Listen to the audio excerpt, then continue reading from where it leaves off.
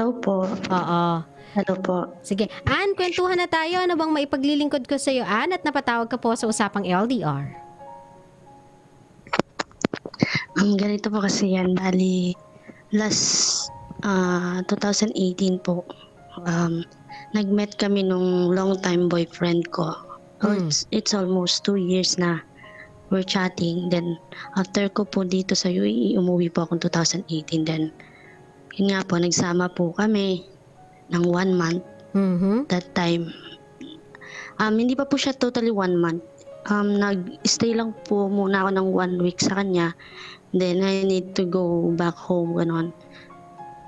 Okay. Pero may ramdam kasi ako, nung una po kasing kon ko dun, pupunta ko po dun sa bahay na tinitirahan niya. Parang iba po kasi yung tingin sa akin ng mga tao. Parang may something sa mata ng mga tao na hindi ko may paliwanag nung una. Pero after than before ako umuwi ng UAE, ng Isabela, nagtapat po sa akin yung kapitbahay namin na, ano ka ba niya talaga? Sabi niya ganun po sa akin. And then, yun nga po sinabi ko, ako yung girlfriend niya, sabi ko ganun. Ha? Sabi niya ganun. May nauna pa yata kasi sa'yo, sabi niya ganun. May nauna pa kasi sa'yo before, bago ikaw, sabi niya ganun sa akin. Then ako nag-try na mag-asa kanya na sino yung unang pinunta niya. Which is, ang sinabi niya na ako pa lang yung unang pupunta dun sa bahay na yun. And then dun pa lang po, yung parang, may takot ako nung una na tanongin siya kasi sabi ko, baka mangyari lang hiwalayan, ganun. And then sabi niya, nung una talaga po, hindi niya inamin. Ayaw niya pong aminin. Then sabi niya po sa akin, wala akong pinapapunta rito. Sabi niya, ganun pa po. And then, nung time na yun po, 1 week kong stay doon, kinuha po namin yung mga gamit niya, ibang gamit niya from the old house na yung in-stayan niyang apartment, kinuha po namin. Then, DJ din po kasi siya, pub radio. Kaso, tanggal na po, hindi ko alam po tinanggal or umalis siya that time. Then, nandun po yung mga pinang-DJ niya, mga niya po pang on air. Then sabi ko po, sino yung babae na nasa computer? Sabi ko po ganun. Kasi may, yung background po ng computer niya, babae po eh. So, ako po talaga kintuban ako agad pagka-open ko ng computer. Kinalkal ko po siya. And then, nung kinalkal ko po, iba't ibang picture ng babae. Then sabi niya, mga color ko lang yan. Sabi niya, nung nagra-radyo pa ako, sabi niya po. Then sabi ko po ganyan sa kanya. Ay, ganun ba? Sabi ko, oo. Sino nandyan sa may computer? Sabi ko po. Yung anak yan nung dating ko, may-ari ng apartment na dati kong inupahan. So, nag-con lang po ako, nag-dedmahan lang po that time. Then may time po na sabi ko, hindi na lang kaya ako uuwi. Dito na lang ako mag-stay, papakuha ko na lang yung gamit ko. Kasi po, which is willing naman po kung makipag-live-in sa kanya. So, sabi ko, papakuha ko na lang sa sa pamangkin ko yung mga gamit ko kasi nasa Isabela naman siya, going to Manila. Ipapasabay ko na lang, sabi ko po. Then sabi niya, hindi umuwi ka na lang. Parang nung pagsabi niya pong ganun sa akin, naramdaman ko po na, parang may something. Sabi ko, bakit sobrang niya akong yung pinamamadaling umuwi, ganun. Then hinatid niya pa po talaga ako sa terminal ng bus. Then that time sabi niya, may meeting pa kasi ako sa sa supervisor ko. Sabi ko, okay, sige, sabi ko gano'n. Then umalis naman po siya noon. Umalis na siya, then umuwi. Chinachat ko po siya nung nasa bus pa lang po ako. Nagchat pa lang po naman kami. Nung nakarating na ako ng Isabela, doon po siya hindi nag-online. Pagtatawagan ko po yung cellphone niya, naka-off. Okay. And I attended po siya din. Sabi ko po ganyan, ano na nangyari dito? Tapos tsaka lang po siya mag-online between 11 and 12. Okay. Yun lang po yung time na online niya. Then matatawagan siya. Then tinatanong ko siya, anong nangyari sa'yo? Ito ganyan. Wala naman, busy lang talaga ako. Alam mo naman kung anong pasok ko. Then inunawa ko po. Dahil sa mahal ko nga po, inunawa ko. And then that time na, uuwi na po ako dun sa bahay na yun, sa bahay niya. That time po, mga 4:00 po ako dumating. Hmm. Iba po yung arrangement ng bahay. Iba yung inarrange ko sa arrange niya nung dumating ako. Sabi ko, iba, may parang yung hangin pagbukas ng pinto, yung hangin, iba talaga eh. Sabi ko, may something. Tapos may nakita na po ako mga bulaklak, yung mga design, mga ganon. Mhm.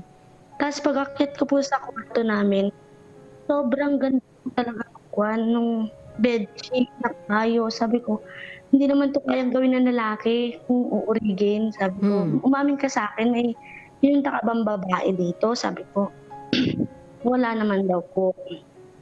Okay. Then sabi ko ganyan sa kanya, yun kasi ibang pakiramdam ng babae. Sabi ko po ganyan sa kanya. Then, wala. Sabi niya, wala. Sabi niya po ganon. And then, after then, syempre po, nagsasama kami. And then may nangyari. That time po, may nangyari. And then I take a shower. Then I take po ako ng shower. Pagpasok po ng banyo, may damit ng babae.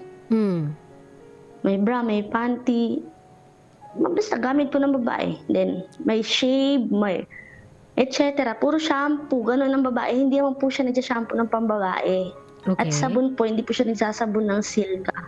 Yung mga papaya sa mga gano'n.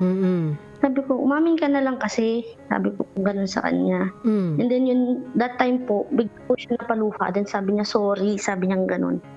Ano sorry? Sabi niya kung gano'n. Umamin ka, diretso mo ko. Tapos pinaamin ko po siya din.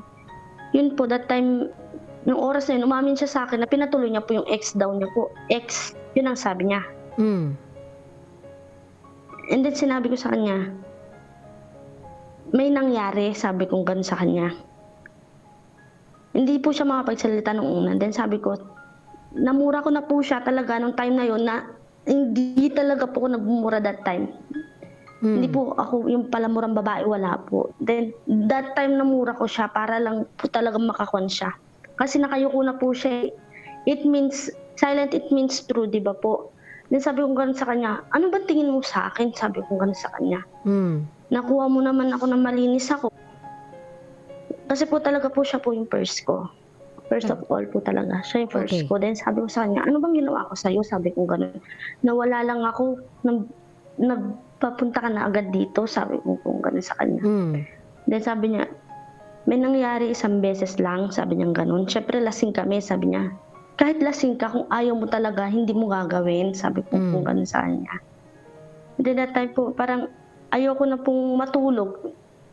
Kahit galing po ako sa biyahe, parang lutang na lutang po talaga ako. Then iniisip ko po, nakahiga lang ako sa kama. Iniisip ko na kung aalis po ba ako ng bahay na yun or mag-stay ako sa kanya. Pas parang pinanindigan ko pa rin po yung love ko sa kanya. Nag-stay ako. Then hanggang mga 8:00 po ng umaga, dumating po yung babae. Yun lang, Nagkakon po kami sa bahay. And then, yun po yung hindi ko na po ma-express yung sarili ko. Sabi ko, bakit? Ba't ngayon pa nangyari to sa akin? Yung parang gano'n, sabi ko, deserve ko ba to mga ganito? Sabi ko sa kanya, bakit? Ano to, plinano mo ba? Napagkitain kaming dalawa? Yung mga gano'n na po yung mga question ko sa kanya. Then, umiiyak na po ako ng todo. Hindi po bumaba talaga hanggat umakyat po dun yung babae. Tininan niya po ako. Ang akala ko po susugurin niya ako na awayin, hindi po naman po ako pala-away na tao. Talagang tinikop ko po yung bibig ko. Hindi po ako nag-init sa kanya that time. Then, bumaba po ako, wala po silang dalawa. Then, tinatawagan ko siya, sabi ko, nasan ka? Sabi niya, sinundan niya daw po yung babae. Kasi nga po, naglakad daw po, hindi naman po niya kabisado yung lugar. Then, sabi ko sa kanya, kapag hindi ka bumalik dito, ako yung aalis, sabi ko sa kanya. Nakamaleta po ako noon eh. Empake na po yung maleta ko, hindi ko pa po naman na ilalagay sa cabinet kasi kararating ko nga po ng madaling araw. Pwede kong hilahin yung bag ko, papalabas dito, sabi ko kung ganyan sa kanya. Tapos sabi niya, wag. Then bumalik po siya, kasama na po niya yung babae. Then pinagharap niya po kami ng babae. And then yung babae, tinatanong niya po, sino pipiliin mo sa aming dalawa? Yun lang yung gusto ko malaman, sabi ko ng babae. Hindi po siya nagsasalita. Hanggang sa time na kakain na po, pinakalma po namin kami pong dalawa ng babae, pinakalma po namin yung sarili namin. Then nag-usap po kami. Nagsorry po siya sa akin, then nagsorry din po ako sa kanya, which is mas matagal po pala yung relationship nila kaysa sa amin. Okay. Kasi po sa kanila po, 5 years. That time na hindi ko naman po alam na sila pa. Ang sabi po kasi niya sa akin noon, ex ko na siya. Okay. Sabi niya Medyo po sa fast akin. forward lang tayo Kaya ng po, onte, love. O, ipagpatawad mo na ako ng onte. So, after noon na nagkapatawaran kayo ng mga babae o ng babae, ano nang naging conclusion ng pag-uusap ninyo? Ikaw na lang lalayo, aalis ka na? Anong naging conclusion, love? May pa po, may martirang nangyari pa po. Paanong martiran? Which is, nagsama po kami tatlo. Nagsama kayong Nagsama tatlo. po kami sa isang Amazing. bahay, tatlo po kami. Oh, okay. Oh, fine. Oh, tapos, how does it work? Tapos Kumbaga, paano yon? Di kayo nagkakainisan, di kayo nagkakaasaran, walang selos, parang boarding house lang, swerte naman ni kuya? Yun pong kwan namin, days po na nagkatabi kami ng lalaki, hindi ko po kaya na makita yung ganong sitwasyon. Sabi ko, ikaw yung matulog sa isang kwarto, kami yung matutulog na magdalawa kami sa isang kwarto. Sabi ko po sa kanya. Para wala pong isipin yung babae na, kumbaga baka po nga iniisip niya may nangyayari. Pero that time po nung dumating siya, never po na may nangyari na sa amin. Kasi para po, respeto ko na lang po sa sarili ko. Which is may kasama po kami na ongoing relationship sila with pati ako, ongoing relationship. Kaya sabi ko po, para respeto ko na lang sa sarili ko, din yun po, nagkasama kami ng 1 month sa isang bahay. Ang conclusion po kasi ang kon po kasi namin, usapan, kung buntis po talaga yung babae, ako yung aalis, sabi ko. At kung hindi siya buntis, at kung ako yung buntis, ako yung mag-i-stay. Ganun po yung usapan. Okay, sige, sabi po, pumayag din naman po yung babae. Then hanggang parang hindi na ako makalabas ng bahay kasi nga po parang iniisip ko na lang po na pinag-uusapan kami sa labas, yung ganun. At the same time po kasi born again po kasi ako na alam nung mga kapitbahay namin na born again din po. Bale po kasi pastor po yung kapitbahay namin. Tapos noon, kinakausap after niya po ako 1 every month, time na nakikita niya ako. After 1 month, anong nangyari? After 1 month po, ako po yung nag-try ng PT. Ako po mismo yung gumawa para sa kanya. Kasi ako po yung gusto ko po makita. Talagang baka, iniisip ko baka may daya-daya, mga ganun. Tapos ako po yung nagpatak doon sa PT din. Lumabas po. At the same time po, labag man sa kalooban ko, tinanggap ko po yung usapan niya po na kung sino yung mag-i-stay. Then, yun po, umalis ako. Malis po ako ng bahay na yun. Then, sila lalaki po, hinahabol pa rin po ako hanggang sa nakarating po ako dito. Na sinabi po sa akin ng babae na wala na akong connection sa kanya kasi tinalikuran niya yung pagiging ama niya sa anak ko, sabi po niya sabi po ng babae sa akin. Kasi po nakaka-chat ko po yung babae. And then, time po na okay lang, sabi naman ng babae, ikaw kung gusto mo makipagbalikan sa kanya, wala akong pakialam. Pero pakisabi mo na lang sa kanya na wag niya kaming guguluhin ng anak ko. Yun na lang po yung niya. Then, ako naman po si Muntanga, hinarot na naman po ako, then nakipagbalikan po ako. July po nung nandito na po ako sa UAE ulit. Then, time na yon nagkuhan po siya, nag-chat na po siya sa akin na kung pwede daw po ba namin ulit umpisahan. Then, ako naman po syempre, sa mahal ko pa po eh. Kahit na inisip, kumbaga hindi ko na lang po syempre inisip sinagot mo na. Pagkatapos mong sinagot mo, anong nangyari? Fast forward tayo na onte ate ha, ang bagal ng pacing eh. Kuhan po, nagtiwala po ulit ako sa kanya, then nakapagpadala po ako nga ng 3 times po siguro nakapagpadala ako ng buong sahod ko po sa kanya. Ba't ka naman nagpadala? And then, nalaman, bali po kasi mga gamit po namin kasi nandun pa po sa bahay, then yun po, nagbabayad po ng bahay, ganun. Hindi ka naman doon Tapos puro pangako niya po kasi makakahanap din ako ng ng trabaho kung mas maayos-ayos, sabi niya po sa akin. And then, yun po, yun yan sabi sa akin, tanga ka, sabi nga sa akin nung, yun nga po nung nakasama ko sa bahay, yung ex niya po. Then sabi kong ganun po, mahal ko pa kasi, sabi kong ganun. Then one time na nabuksan po ni ex niya yung Facebook account, nakita niya po dun na may conversation po siya with another girl na pinunta niya rin po dun. Doon na po yung time na talagang para pong gusto ko na po talagang sumabog na. Sabi ko, bakit anong ginawa ko sa'yo? Sabi ko, gano'n po sa kanya. Tapos, nakipag-iwalay ka na Parang finally? nagkaroon pa po siya ng another woman. Nang pagkaputak po dito, ongoing po yung relationship namin. Okay. So, nakipag-iwalay ka na this time around? Then, this time around po, nakapaghiwalay po. And then, nag-sorry po sa akin din yung babaeng yun. Sabi niya, hindi ko po sinasadya na makipag-sex sa boyfriend mo or may mangyari sa amin. Sabi niya, ng babae, and then yun. Pinatawad ko po ulit yung lalaki, then inulit niya pa po ulit ng inulit. So ngayon po yung kwan ko po, hanggang ngayon po kinukulit po ko ng lalaki.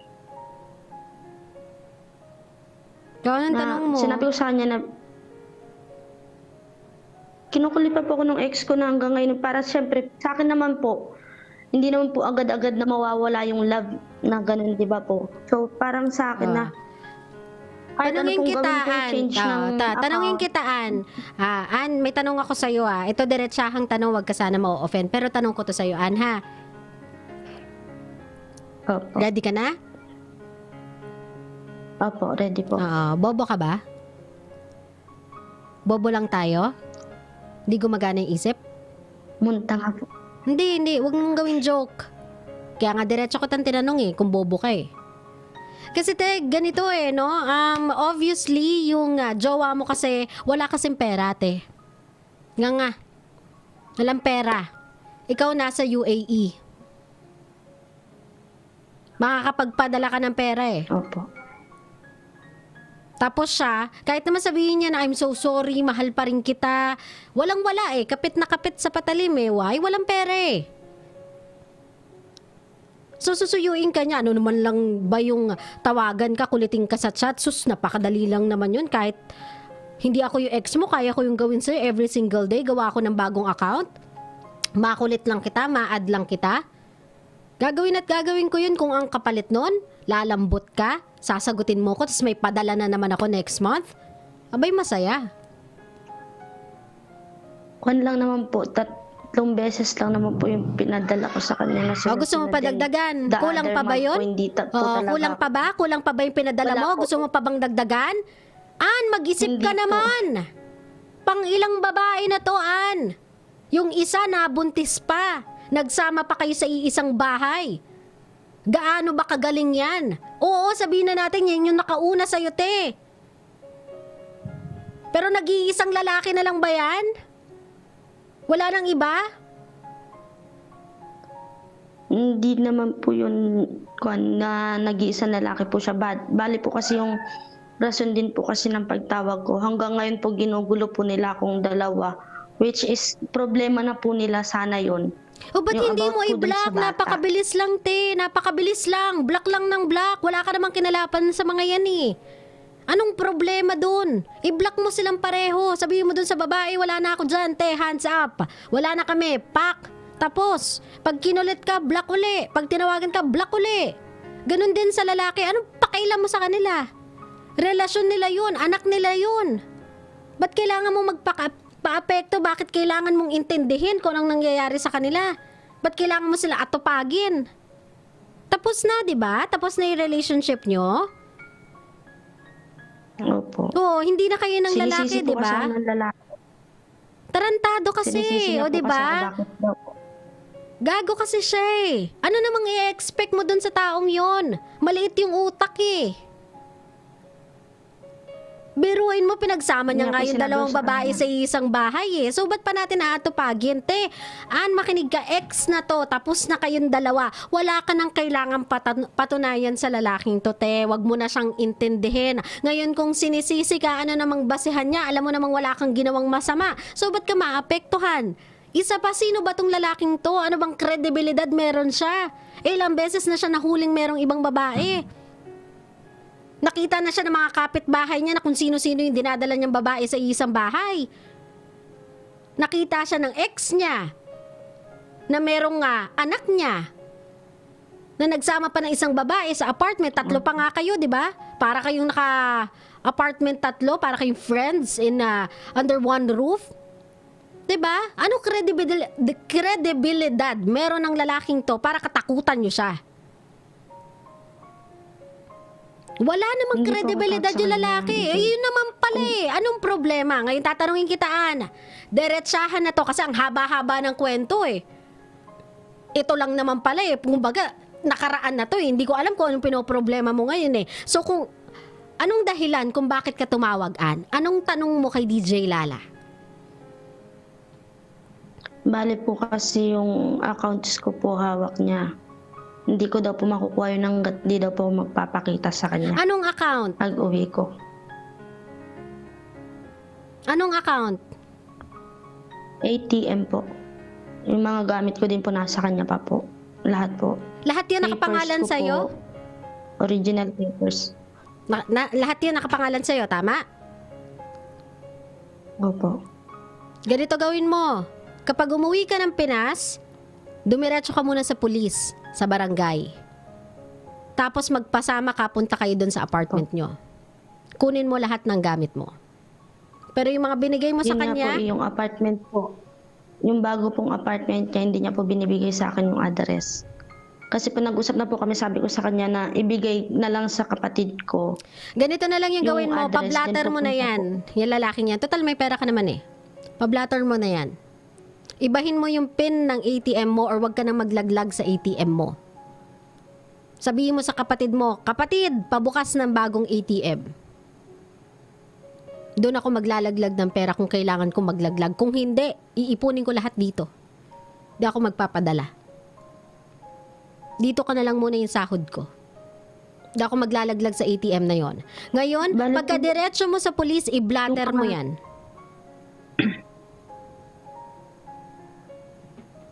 Ano meron? Yung una pong mga nailaglag ko po dun kasi. Wala na yun, te. Asa ka pa ba na may laman pa yon? Eh, garapal yung Opo, jowa may mo. laman po. Oh, yun naman pala eh. Di bawiin mo? Pero po, hindi niya po mabubuksan kasi hindi ko binigay sa kanya yung exactly na kuan. Oh, yun naman Password pala ng eh. ATM. Wala Yung naman pala PIN siyang access sa ATM mo eh. So, wag mo na lang ibigay. Yung, hayaan mo na sa kanya yung ATM na yon. Kung card lang yon, hayaan mo na. Parinyo ka na lang sa bangko. Pa-block mo lahat ng cards na yon. Ngayon, yung mga gamit mo na gusto mong bawiin sa kanya, ate girl, sabihin mo sa kanya, meron kang dalawang choices dito. It's either sasabihin mo sa akin yung address mo o ipapablatter kita diretso. Ihahabla kita ng staffa. Naiintindihan mo ako? Nasa iyo naman lahat ng mga mensahe niya, di ba? Screenshot mo lahat. Sabihin mo meron kang dalawang option dito. Sasabihin mo yung address mo o ipakukulong kita. Hindi mo ba alam na dahil akin lahat yan, pwede kitang ihabla? Itong pananakot mo sa akin to, akala mo ba hindi to grounds para makulong ka? Naiintindihan mo ko? Opo. Huwag kang nagpapasendak, huwag kang nagpapatakot kung yun lang naman pala yung problema. Huwag mo sa aking ipaandar ngayon yung mahal ko pa kasi siya, DJ. Kung nag-iisip ka pang balikan tong hayop na to, abay ibang klase ka naan. Wala pong balak na balikan. Diyos ko Lord, amin, salamat po. Huwag na te, ihabla mo na lang to ng diretso, sabihin mo sa kanyang ganyan, okay lang, bantaan mo ko, go ahead. Pero ako hindi ako magbabanta. I'm telling you exactly what I'm gonna do. It's either you tell me kung nasan ka para makuha ko yung mga gamit ko or dediretso ko sa presinto. Magpa-file ako ng kaso against you. Tignan natin kung makapagtrabaho ka pa. Tignan natin kung matakot mo pa ako. Naintindihan mo ako? Opo. Ano, wag ka nagpapasindak sa hayop na to? Ha? Yung mga ganyang klaseng lalaki Opo, na magaling tapos- manakot o galing mag-threaten sa'yo or ang kulit-kulit para lang makita ka, mga lalaki kasing walang makapitan na yan. Yan yung mga taong wala na kasing makapitan. Yan yung mga taong Bale po, hayok na kasi sa pera yung mga yan eh. bale po last week nga po na nag-chat nga po siya sa akin. Nagulat lang po ako bigla kasi blinak niya po ko. Siya po talaga yung unang nang-block sa akin. Sabi ko, tigilan muna ako kasi wala na akong papel sa'yo. Wala ka ng papel sa akin. tinapos na natin to nun, 'di ba? Sabi ko kung gano'n sa kanya. Di nagulat na lang po ako pag-open ko po nung isang account ko. Na-unblock niya na po ako, tas ang dami niya na naman po chat sa akin. Tas ano na naman ba tong paandar na to? Sabi ko gano'n sa Ba't kanya. ka kasi Kung pera lang nagre-reply? Huwag ka kailangan na mo, mag-reply, huwag ka na magtrabaho mag-reply, maayos. huwag ka na Sinabi ko po mag-reply, sa huwag ka na kanya. mag-reply, huwag ka na mag-reply, huwag ka na mag-reply, huwag ka na mag-reply. Kasi yun yung hindi ko maintindihan eh. Alam mo naman, ka-bullshitan lang yung lumalabas sa bunganga nun. Ba't ka pa nagre-reply? Kung di ka ba naman isa't kalahati din? Naintindihan mo ko? Wala kang kailangan i-explain sa hayop na to. Wala kang dapat ikatakot sa hayop na to. Hindi mo kailangan na mag-reply. Hindi mo kailangan sumagot kay kuya. Pagkakita mo ng mensahe, sin mo lang. Screenshot mo lahat kung gusto mo. Tapos next time, kapag hindi mo siya mahanap, pagpunta mo dito ng Pilipinas para kunin yung mga gamit mo, or kung tumatanggi pa rin siyang ibigay yung gamit mo sa mga kapatid mo, pahablan nyo na ng diretso, walang usap-usap. File na kayo ng kaso. Naintindihan mo? Opo.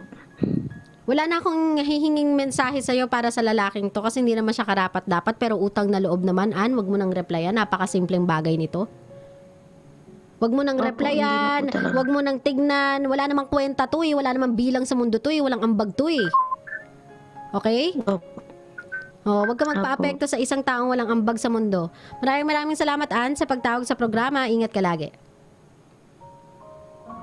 Diyos ko. Ay. Ladies, I don't know why hinahayaan yung sumakit yung ulo ninyo over people that doesn't even matter in your life anymore. Ito yung mga tinatawag natin na even if okay yung relationship nyo sa kanila or hindi, wala naman silang magiging ambag sa current situation ninyo eh. Especially when they are not okay with you anymore. Especially when they are part of your dark past na you are trying to get away from. Listening to them and keeping on accommodating them or keep on yung pagpapapasok, ayan. Hirap kasi sa Tagalog, hirap sa English. Yung pagpapapasok sa kanila, sa buhay nyo ulit, won't even help you right now. Won't make your situation any better. And please, kung may mga jowa pa lang kayo, please, do not invest money. Learn from other people's mistake. Wag muna kayong mag-invest, magpundar with them. You are not even sure if yung taong yan will be with you for the rest of your life. Lalo na kung may history ng pangangaliwa. Lalo na kung may history ng pag-cheat. Diba? Konting respeto sa sarili. Use your head. You don't need to experience it in order for you to know na hindi siya tama. Na hindi siya dapat. Diba? Minsan talaga sa mga kabisyo natin, ang problema ay kakailanganin lang ng nothing more than common sense. Sentido komon lang ang kailangan. Pag-anahin nyo lang yan. And life will be a lot easier. Okay?